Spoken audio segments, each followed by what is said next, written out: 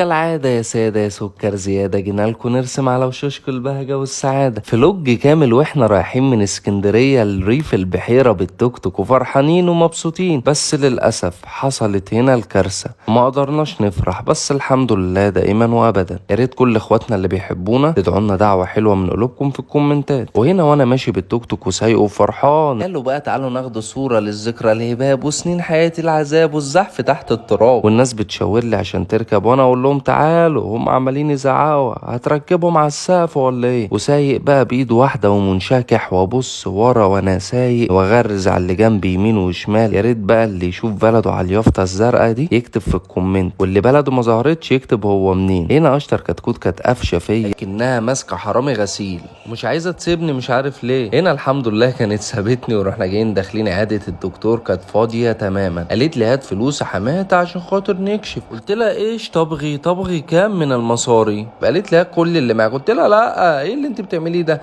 قالت لي طب والله لا انا واخداهم. راح جاي خدها بيت، راح جاي ساباني وماشي. بصيت على عياده الدكتور بقى، الدكتور ما كانش لسه جه. قلنا ننزل ناخده شوبينج على السريع كده عشان احنا اللي يهمنا ان احنا ندلع كرشنا. طلبت 2 فول 1 فلافل، مش عارف برضه ايه حظنا مع رقم 3 ده اللي ماشي في كل حياتنا. يا ريت اللي يعرف يقول لي. وطبعا الاكله دي بالنسبه لي هي الفسفور بتاع اليوم كله مع شويه المخلل الجمال دولت بقى، واكل كده واقول الله والله خد يا بنتي. تقول لي لا مش عايزه. سرحت كده في ملكوت الحياه شويه في مستقبلي الباهر اللي جاي، لقيتها بتغفلني وراح تجيب عصير جامبو. قلت لها ايه ده يا بنتي ما تجيبي لك علبه صغيره؟ قالت لي لا. طب انت هتشربي بيبسي ولا سيفن؟ قلت لها امري لله هاتي لي سيفن. قالت لي هنا اخد واحد باتيه. قلت لها الله يرحم عيشه ابوكي القديمه، عايزه باتيه؟ دول بقى الفلاحين لما بيتمدنوا. تاني رجعنا نكمل كشفنا. الدكتور عبال ما جه وبص الروشتات والاشاعات والحركات، ايه ده؟ تحسوا ان ندى اخدت كل العلاجات اللي في السوق، عشان كده البراشيم والابر كلها شحه من الصيدليات. الدكتور قال لنا سيبوها على الله ان شاء الله خير، واحنا قلنا الله المستعان. طلعت كده قالت لي اصلك انا تعبانه وريقي ناشف وحيله هد.